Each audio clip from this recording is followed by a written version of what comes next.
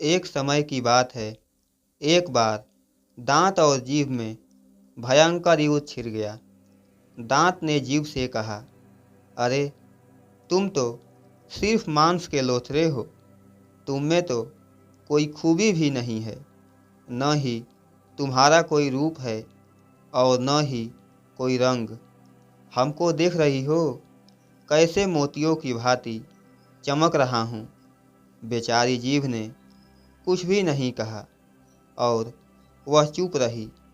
दांत ने फिर जीभ से कहा, अरे तुम चुप क्यों हो? हमसे डर रही हो क्या? हम हूँ ही इतना सुंदर कि तुम हमसे जलोगी ही, और हम इतना मजबूत हूँ कि डर तो तुम्हें आएगी ही।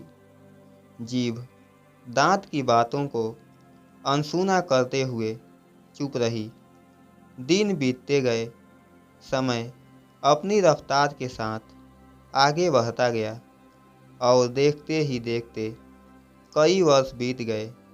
अब उम्र ढलने के साथ साथ धीरे धीरे करके एक एक दांत गिरते गए।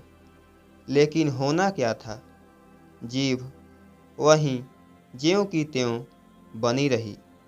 अब कुछ बचे हुए दांत जब गिरने को हुए, तब जीभ ने दांत से कहा, भैया, बहुत दिन पहले आपने मुझसे कुछ कहा था।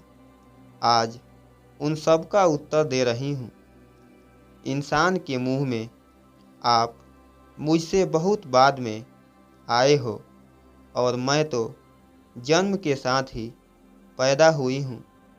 अब आयु में भी तुम मुझसे छोटे हो, लेकिन छोटे होने के बावजूद भी एक एक करके तुम मुझसे पहले विदा हो रहे हो।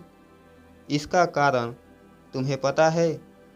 अब दांत ने जीभ से विनम्र भाव से बोला, दीदी, अब तक तो नहीं समझता था, पर अब बात समझ में आ गई है कि तुम कोमल और मुलायम हो और मैं कठोर हूँ। कठोर होने का दंड ही हमें मिल रहा है कि मैं तुमसे पहले जा रहा हूँ। मेरे प्यारे दोस्तों, इस कहानी से आपने क्या सीखा? आप अपनी राय कमेंट बॉक्स में दे सकते हैं।